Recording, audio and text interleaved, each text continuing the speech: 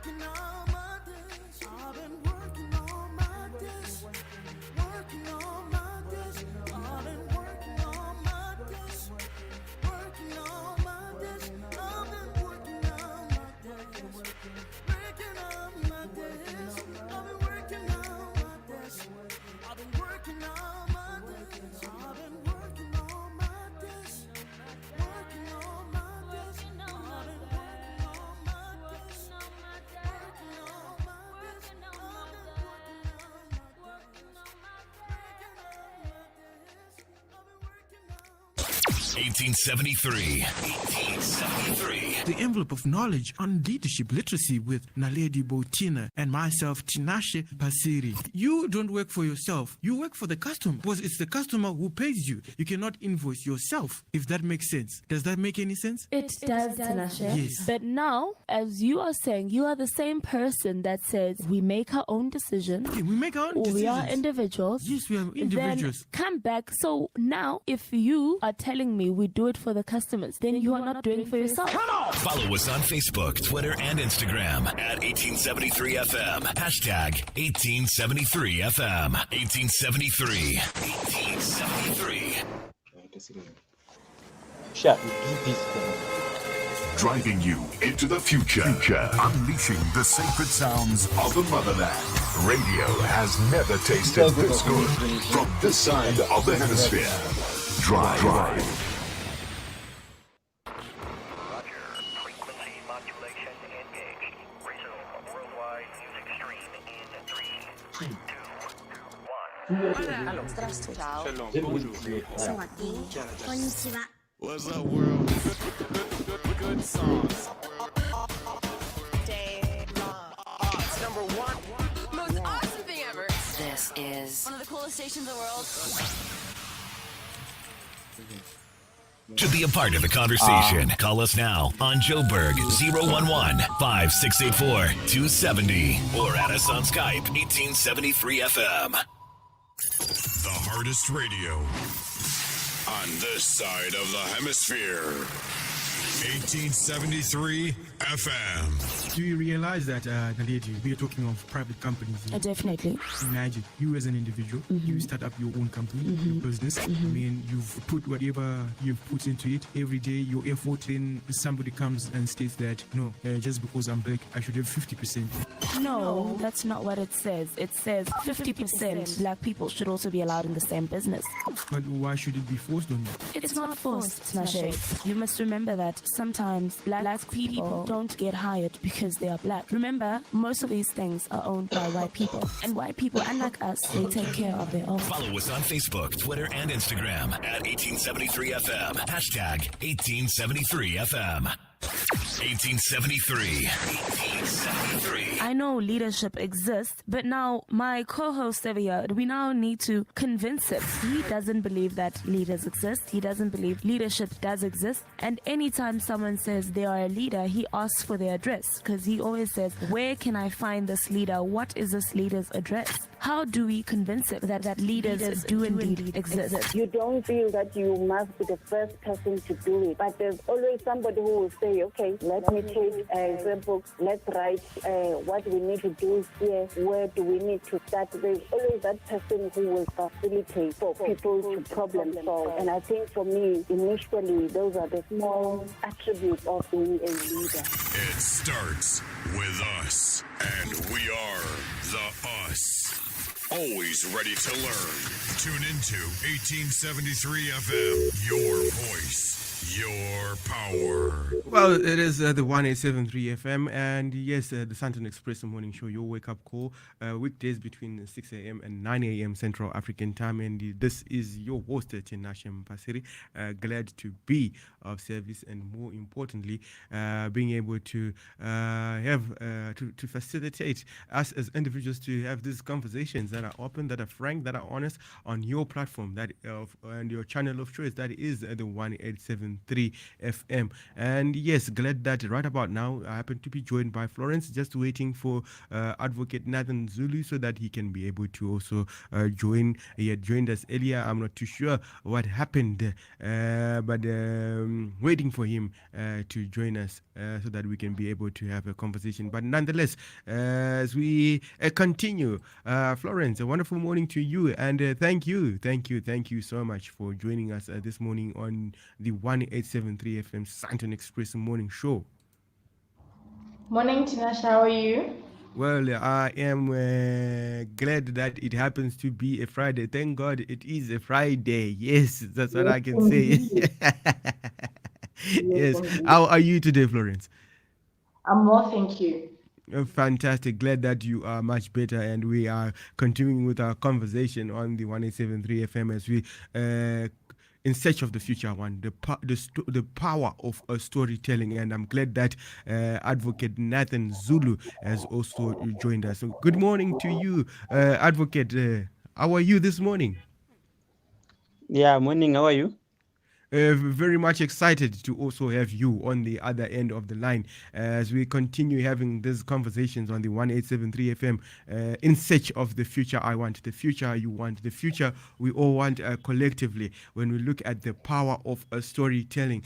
And Advocate, I mean, you have a story to tell yourself as to how you ended up an advocate, and more importantly, just who you are and what you do. So maybe we could just kick off by you briefly introducing yourself to our listeners as to who is Advocate Nathan Zulu. All right. For starters, the topic is the future I want. I'm glad that you are calling me advocate, but professionally speaking, I'm not an advocate. I'm an aspiring advocate. Okay, wow. Yes, but you have to live the future. But well, professionally, we are not supposed to be calling ourselves that. But well, you have to live the future. But okay, my name is Nathan Zulu. Yes. I studied my LLB with University of South Africa. Currently, I'm pursuing my master's degree in corporate law. Yes, and I'm from Zimbabwe. Yes. Oh, wow, that's fascinating that you happen to be pursuing your master's in corporate law. And I mean, I've been running this show, I've been hosting this show, not running. Running is a very bad word. I've been hosting this show on the 1873 FM. And one fundamental aspect that I've been looking at, or the conversations that we're also having around the aspect of corporate literacy or corporate illiteracy.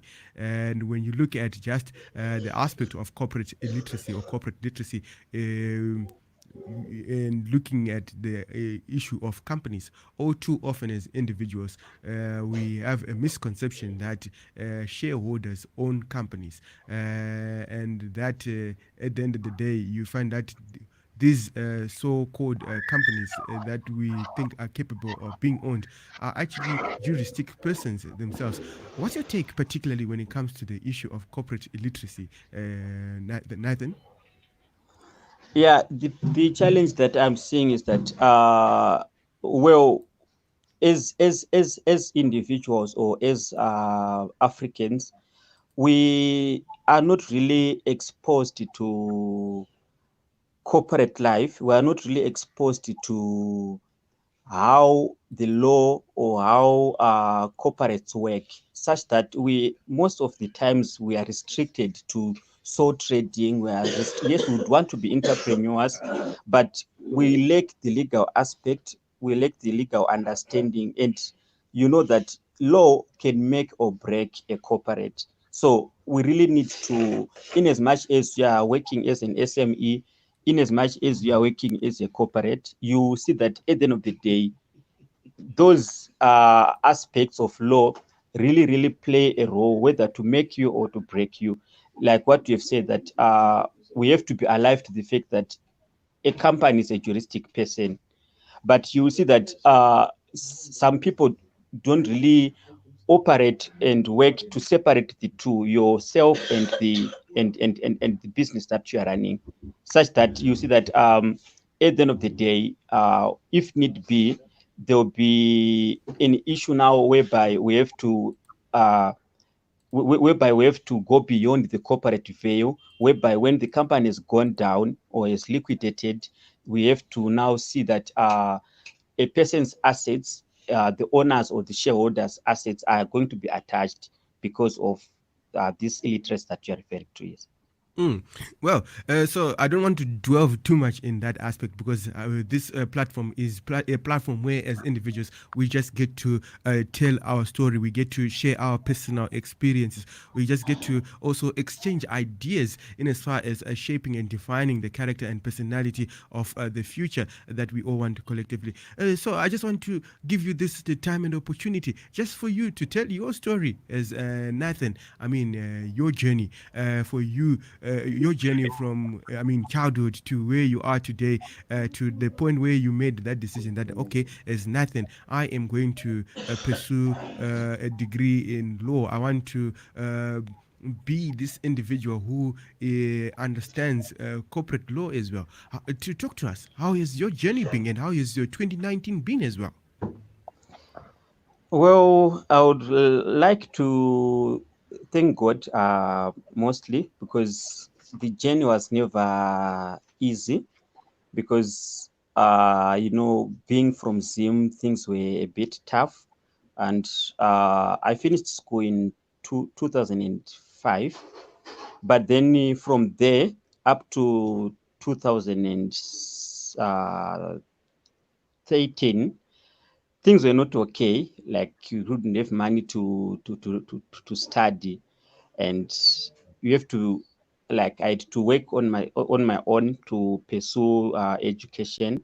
So yeah, it was a challenge. You start to I would try to go look for money, try this and that, but then the economy was not stable and it was not favorable. So yeah, the journey was a bit tough, but I thank God that 2008 I managed to finish, and 2009 that's when I started to do my master's in corporate law.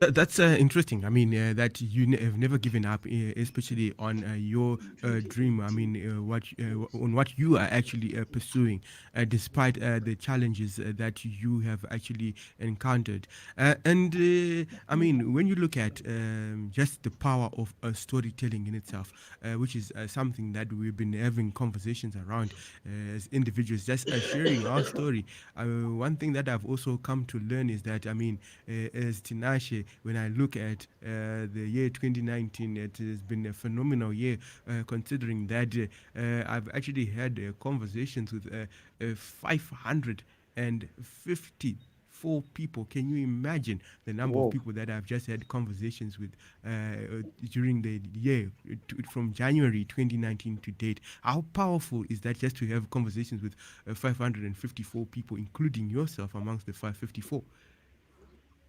Yeah, storytelling. It's a good way of conveying a message, because even us at law is basically also about storytelling, because your story is what really carries, that convinces the judge. So it's very good that we share, because at the end of the day we are Africans, isn't it? You see that storytelling has been a part of us. Storytelling has been what shaped our societies, is what has conveyed ideas from one generation to another. There's this proverb that says, the death of an old man is like a burning of a library. So basically, we are looking at that aspect of storytelling, that at the end of the day, your story might actually inspire another person. Your story might actually help another person grow. So yes, storytelling is of fundamental importance to our society, especially us as Africans. Well, Florence, anything that you'd like to share with us in this morning on the 1873 FM with our listeners, with our viewers? Okay, on the concept or the idea of storytelling, I view it as a way of individuals strengthening each other, and also as a platform for us to learn, not only from philosophies or from theories out there, but from actually real life experience and actually practical examples of actually what goes on in this journey of life, and actually as a way of also motivating ourselves as individuals, because from someone else draw strength, you draw knowledge, and you actually, from observation and from listening, of course, you actually learn and gather wisdom on how to go through certain situations, on how to acquire a certain skill or new information or a different way of doing something, so that you can equip yourself to do whatever it is you're busy with better or in a different productive way. Okay. Interesting. So, I mean, I just want you just to share your story. I mean, as far as how you came in touch with. This one I'm actually directing to Nathan. How you came in touch with Florence, and more importantly, how you came to know that Florence was now a broadcaster, and what you think in as far as broadcasting is concerned. Well, Florence, I met her at UNISA when we were studying, and well, we are a family at college. In as much as I'm sure she's still pursuing a, she's doing engineering, and I'm doing law. So well, with a UNISA culture, you see that it's rare that people from different schools actually can manage to interact, but maybe because of her character, I managed to be a friend to her. I managed to interact with her on many occasions, and she was also part of the student leadership. So yeah, she has been a part of my journey to success for a number of years now, and she has always been involving me in many of her projects that she has pursued, and one of which is this one. And yeah, I've been following this program, and well, for some reason she was not inviting me until yesterday. That's when I was, oh, okay, she has remembered me. Well, you raised something that is very interesting when you say that for some reason she was not inviting you to be part of this program, so that you can also add your voice. But one question that I've always been asked by one gentleman is, do you need to actually invite people? Does good meat invite flies, or just a good meat attracts flies on its own? The flies just come on their own. And if you had seen that, Florence is doing this wonderful thing, you just go to Florence. I also want to add my voice on this platform that you happen to be broadcasting on. What's your take on that? Yeah. I think maybe on my side, yeah, I was supposed to have be proactive, and well, I would also want to urge others that yeah, really, you mustn't be complacent as I was. You must actually maybe ask around, like, how can I be part of this big thing? How can I be part of the part of the story? Yeah. So I mean, it's interesting that you've also been following these conversations on the 1873 radio platform. And if you were just to look at the conversations themselves, what would you have to share in as far as the conversations that you've been following since you came to know that Florence is co-hosting this morning show? Yeah, I've really learned a lot, especially on the aspects of us having to, especially us as young Africans, we really have to learn to not only rely on handouts, not really rely on governments or non-governmental organizations. We must actually be there to really be part of our story, be part of our journey. There's this guy who really struck me. I think it was about the 1873 network. Yeah, really, I was really inspired because at the end of the day, I saw that no, we are the bandwagon of change as youths. We really have to play a very pivotal role in the because what really struck me was the issue of the concept of trying to go back or to try to bring back the African perception of pre-colonial times. So it was really it touched me in the sense that right now we as the youths, I once asked myself that okay, if I look at the past generation of the current leadership, well, we look at the likes of Mandela, the likes of Mugabe, the likes of Julius Nyerere, all these, their role in our society or their role in our history was to fight to fight colonization, isn't it? But then the question is, what about this current generation? So that conversation was really something that really got me to think like, okay, we really have to work as youths. It's not only about entrepreneurship. It's not only about farming, because basically, if you look at what youths think about, we are thinking about things that yes, it changes our economical standpoint. But if you look now at the okay, let me call it the political aspect, we are not really being vocal in that aspect, whereby as the youths we have to start now talking about the United States of Africa. We must now starting to talk about how do we integrate the African youths, how do we go beyond the borders, how do we go beyond our tribal perception, our nationalities, and start to identify ourselves as Africans. So yeah, that particular conversation really struck me, and it really got me thinking too hard. And well, maybe that was the moment the gods were waiting for me to come on this show.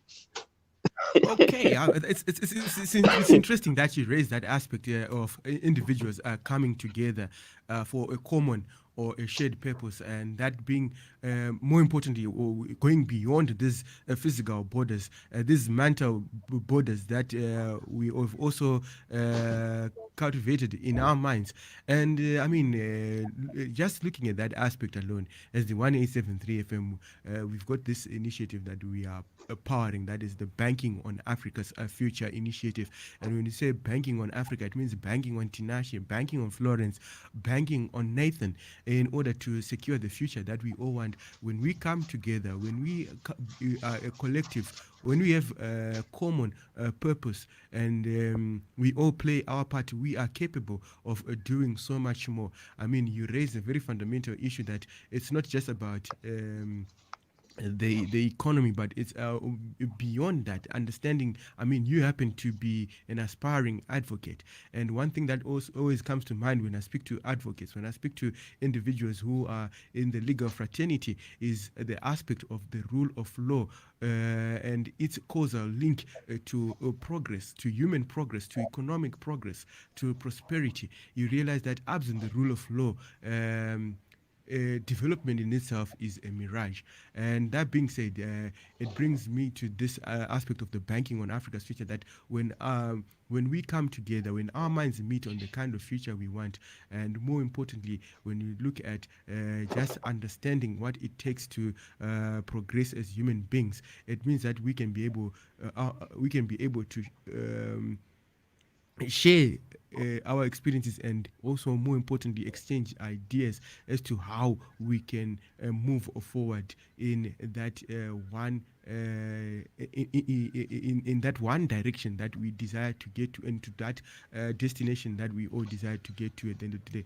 So the idea is to build this community of 10,000 names of individuals. It doesn't matter where one is actually is located. They could be in Asia, they could be in Europe, they could be in America, they could be anywhere on the African continent. But the fact that we've got this platform where we can be able to add our voice is what matters. That brings us together to be able to do so much more together. We can be able to, I mean, we all have different skill sets. We all have different gifts and talents, and those, when combined, they can result in something that is more impactful than what we can do on our own.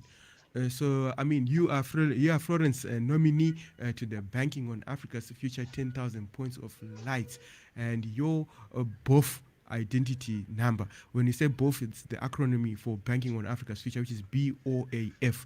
Your both ID number is both 641. All right. Thank you so much. Yes, and as we wrap up the conversation, Nathan, what would be your last words? But before we get to you, maybe Florence, you've got something that you also want to say before we get back to Nathan to wrap up.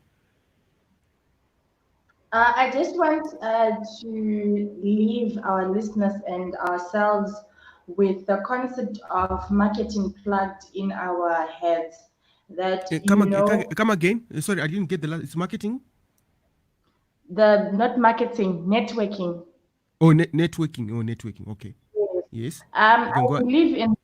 I believe in the power of unified effort or combined effort towards a particular goal. Right.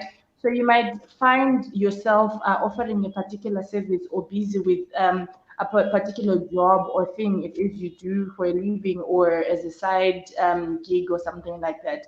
But what will take you further, or what will help you go closer and closer to your dream and your vision, is actually networking. I think each and every one of us should put it upon themselves to meet 5 people, 5 new people, at least in a week or in a month. People who can actually edify to your skills pool, people you can actually learn on, people you can even start a book club with, right? By that, you will find that you're going to learn more, you're going to discover more things about yourself, and you actually be in a position to actually appreciate humanity more and grow in whatever it is you're doing as an individual. So for me, this platform of both being broadcast through the 1873 FM is actually one such tool I am using for that. And I hope our listeners can actually tap into this platform and get to know new people and get to be involved in different things or elevate their skills pool through such platforms and get to know other people and work together with other people, creating a good business and social rapport. Yeah, that's something that is really profound. Yesterday, I didn't know Enver Adams. I didn't know Ronnie Masilela, but now I'm connected to the two individuals just through this platform. Just through this platform, they were just individuals who were watching this show. I ended up reaching out to them, and we had a conversation with them on the 1873 FM platform. And just to know that the two individuals, they are in different sectors. I mean, Enver happens to be very much in the logistics space, and there are so many opportunities within the logistics space. So you can see how the power of storytelling is, and more importantly, the power of radio in itself, to be connected to such individuals. And now those who also want to play a part in the logistics value chain, they can come through me, and I can be able to, I'm that bridge to Enver, so that they can be able to also play a part in the logistics value chain. And Nathan, your closing remarks or your last words to our listeners, to our viewers? Yeah, I would like to just say that as the name is, that we have to, as the theme is saying, that we have to bank on Africa. Yeah, I would say that it's a good philosophy that as youths or as Africans, we really ask ourselves that, okay, let's not look at Africa as a collection of countries, but let's look at Africa as a village. Remember, Africa, we can say that we are basically based on village philosophy. So as an individual, you have to ask yourself, what can I contribute, or what must I contribute to this village? What may I do to make this village better? So yes, the issue of networking is very, very important. As Florence has said, that let's interact, because you never know who carries your dream. You never know who is going to make your dream come true. So yes, we have to come together. We have to always make new friends, make new connections, meet a lot of people. Tell your story, tell the African story. And the good thing is that we are also using radio on social media, where we normally, as youth, interact. So it's not like we are going to be moving mountains whereby you are going the old school type of radio, but this type of interaction on social media, the type of interaction even at school, at colleges, is very important. It's very vital. You meet new people, you network and everything. So yes, I would just say that let's go out there and interact, tell your story, share the African dream. Well, on that note, I really want to thank. Oh, yes, Florence. I'm still waiting to hear from the lady who contacted us from Europe on the show about hair extensions. Okay. Yeah, I'll also make a follow up on that. Thank you for bringing it up. I hope if she's listening, then she can be able to reach out to you. Well, on that note, Florence and Nathan, really want to thank you so much for your time, for you just sharing your story and just contributing to this conversation this morning. I wish you a lovely weekend ahead. Thank you so Thank you. much. Okay, goodbye for now. So All right, so yes, we continue. It's good morning to you, Hard Life Chikumba Sitole. Good morning, Gerard Matono. They're glad to know that you are tuned in and you are following. Good morning, Andrew Beta. Yes, I do hope that wherever you are also making a difference there. And yes, as we continue, on the 1873 FM, we go on a short break. Keep it locked on your channel of choice, the 1873 FM, your voice, your power, your voice on issues that matter, your power to inspire new thinking, new outcomes, and new possibilities. Sounds of the 1873 United Artists with a track titled Ready to Learn. I'm ready to learn and I'm ready to share my story.